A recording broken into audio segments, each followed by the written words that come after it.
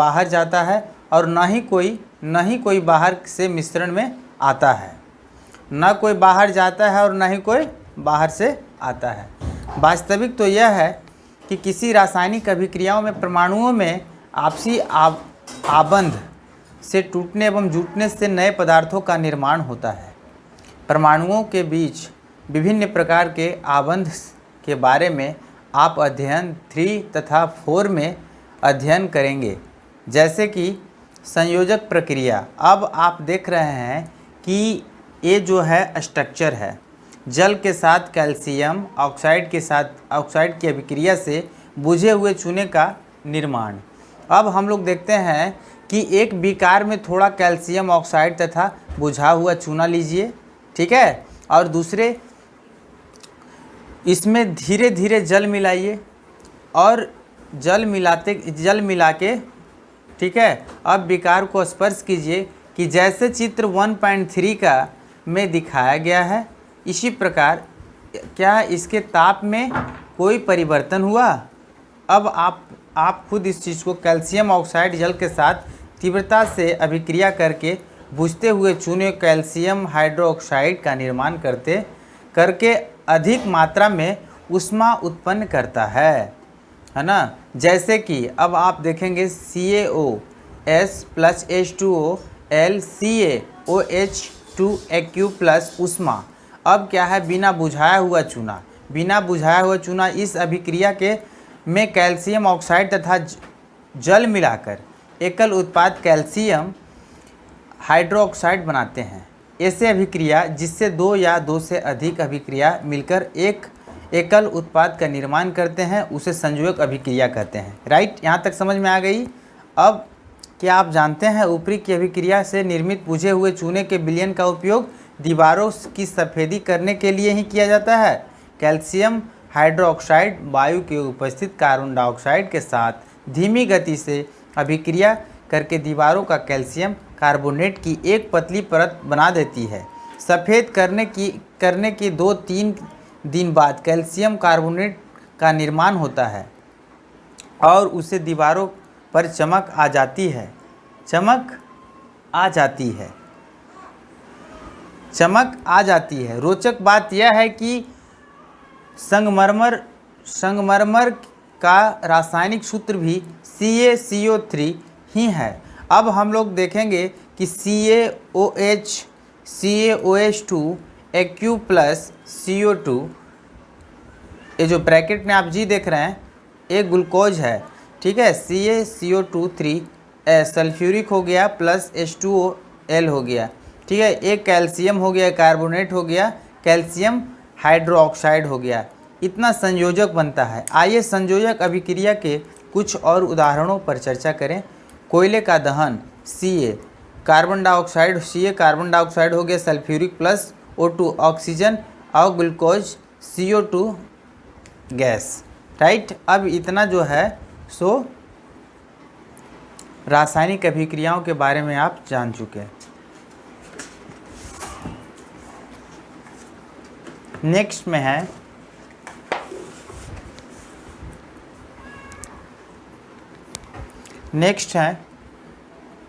संयोजक अभिक्रिया किसे कहते हैं, है ना। तो संयोजक अभिक्रिया H2G तथा O2G के जल का निर्माण 2H हाइड्रोजन 2H हो गया, G हो गया गैस प्लस O2 हो गया O2 गैस डॉट 2H2OL। सरल शब्दों में हम कह सकते हैं कि जब 2 या 2 से अधिक पदार्थ तत्व या यौगिक संयोग करके एकल उत्पाद का निर्माण करते हैं, ऐसे अभिक्रियाओं को संयोग अभिक्रिया कहते हैं। अब आपने सुना ही होगा कि प्राकृतिक गैस का दहन CH4G plus 2O2 glucose CO2 gas plus H2H2O gas ऊर्जा, ये ऊर्जा में जो है सो परिवर्तित हो जाते हैं। इस मार्ग क्या आप जानते हैं कि श्वसन एक ऊष्मा क्षेपी अभिक्रिया है। तो आज हम लोग इसके बारे में पढ़ेंगे। हम सभी जानते हैं कि जीवित रहने के लिए हमें ऊर्जा की आवश्यकता होती है। यह ऊर्जा भी हमें भोजन से प्राप्त होती है। पाचन क्रिया के समय खाद्य पदार्थ छोटे छोटे यह ऊर्जा हमें भोजन से प्राप्त होती है। ठीक है, टुकड़ों में टूटे हुए जैसे जाते हैं, जैसे चावल, आलू तथा ब्रेड में कार्बोहाइड्रेट होता है। इन कार्बोहाइड्रेट से टूटे हुए ग्लूकोज प्राप्त होता है। यह ग्लूकोज हमारे शरीर को कोशिकाओं कार्बोहाइड्रेट के टूटने से ग्लूकोज प्राप्त होता है। यह ग्लूकोज हमारे शरीर की कोशिकाओं में उपस्थित ऑक्सीजन से मिलकर हमें ऊर्जा प्रदान करता है।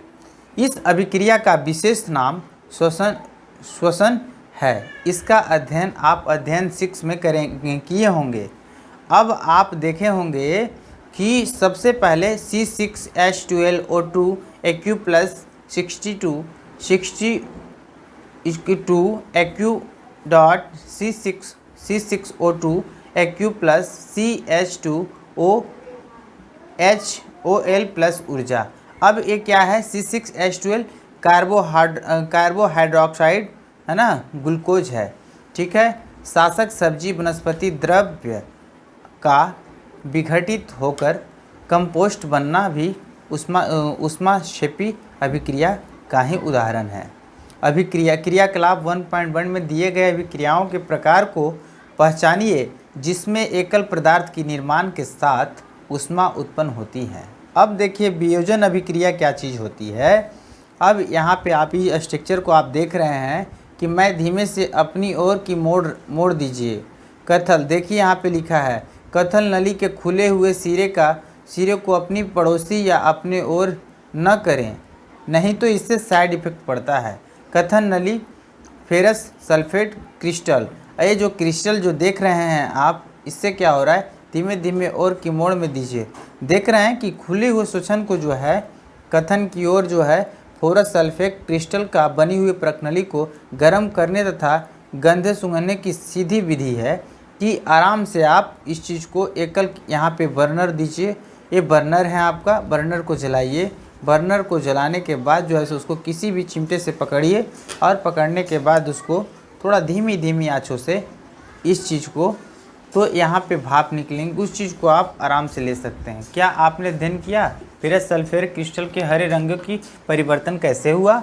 सल्फर को दहन करने का उत्पन्न उपलक्षण विशिष्ट गंध को भी आप सूंघ सकते हैं, जैसे 2FeSO4S ऊष्मा, Fe2O3S plus SO2 gas plus SO3 gas, phosphorus sulphate.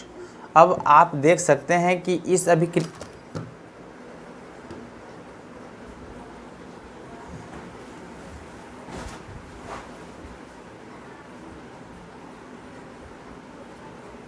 बंद। अब रासायनिक अभिक्रियाओं के बारे में हम लोग कुछ जानकारी लेंगे, तो आइए जानते हैं। कक्षा 9 में हम अध्ययन कर चुके हैं कि रासायनिक अभिक्रिया के समय किसी एक तत्व का परमाणु दूसरे तत्व में परमाणु में नहीं बदलता है। न तो कोई परमाणु मिश्रण के बाहर जाता है और न ही कोई बाहर से मिश्रण में आता है। न कोई बाहर जाता है और न ही कोई बाहर से आता है। वास्तविक तो यह है कि किसी रासायनिक अभिक्रियाओं में परमाणुओं में आपसी आबंध से टूटने एवं जुटने से नए पदार्थों का निर्माण होता है।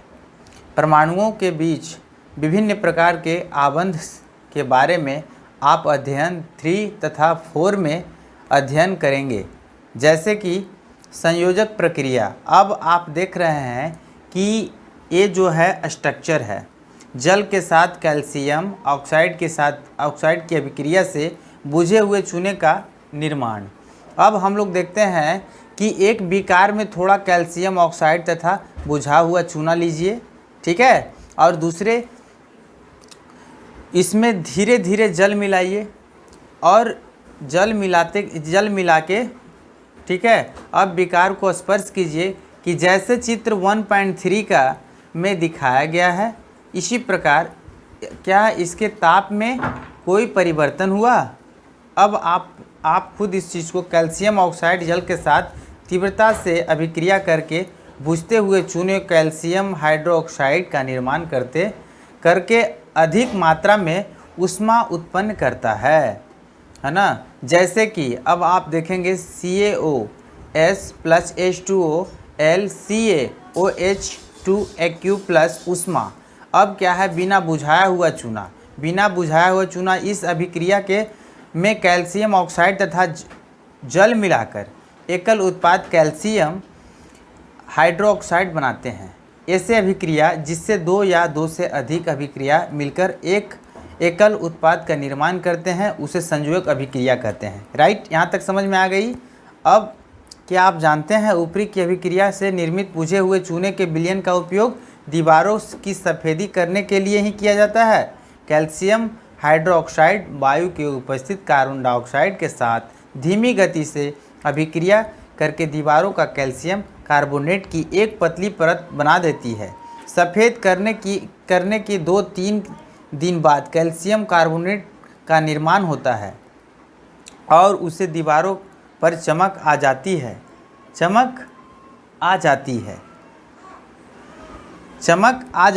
रोचक बात यह है कि संगमरमर का रासायनिक सूत्र भी CaCO3 ही है। अब हम लोग देखेंगे कि CaOH2 प्लस CO2, ये जो ब्रैकेट में आप जी देख रहे हैं एक ग्लूकोज है, ठीक है। CaCO2 सल्फ्यूरिक हो गया प्लस H2OL हो गया, ठीक है। एक कैल्शियम हो गया, कार्बोनेट हो गया, कैल्शियम हाइड्रोक्साइड हो गया। इतना संयोजक बनता है। आइए संयोजक अभिक्रिया के कुछ और उदाहरणों पर चर्चा करें। कोयले का दहन कार्बन डाइऑक्साइड हो गया, सल्फ्यूरिक प्लस O2 ऑक्सीजन और ग्लूकोज CO2 गैस। राइट, अब इतना जो है सो रासायनिक अभिक्रियाओं के बारे में आप जान चुके हैं। नेक्स्ट में है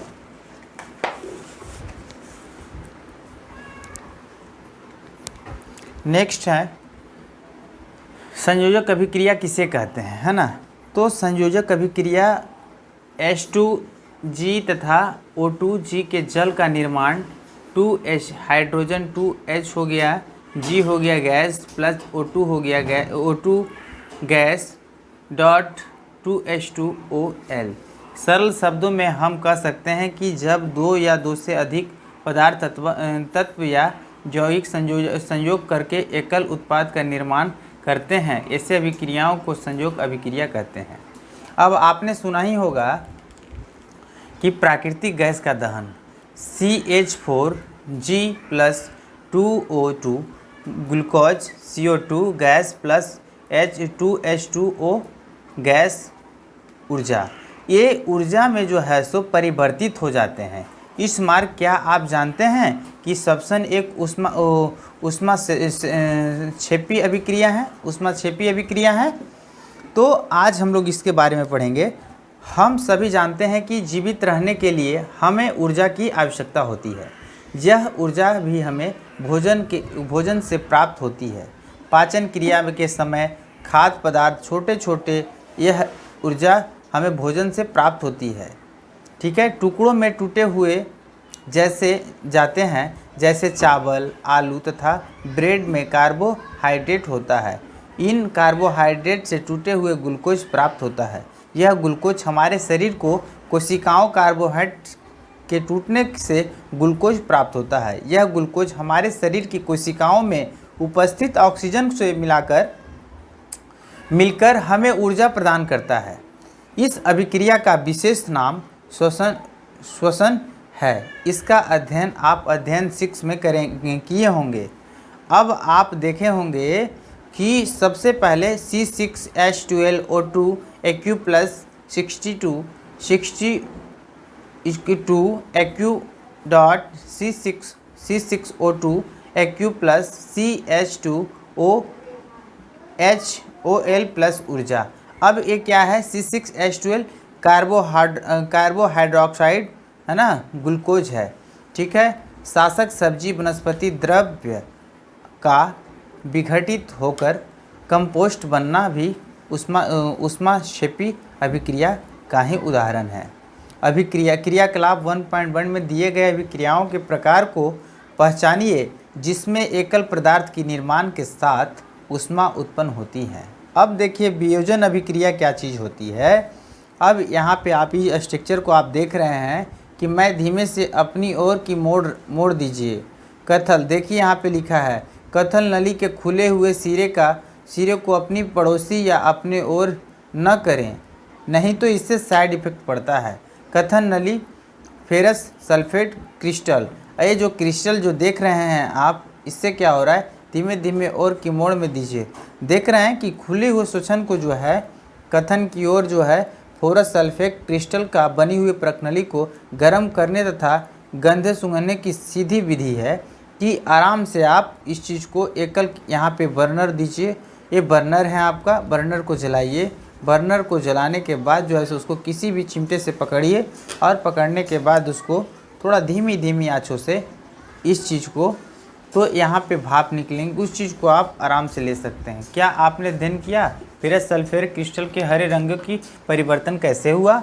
सल्फर को दहन करने का उत्पन्न उपलक्षण विशिष्ट गंध को भी आप सूंघ सकते हैं, जैसे 2FeSO4S ऊष्मा, Fe2O3S plus SO2 gas plus SO3 gas, phosphorus sulphate. अब आप देख सकते हैं कि इस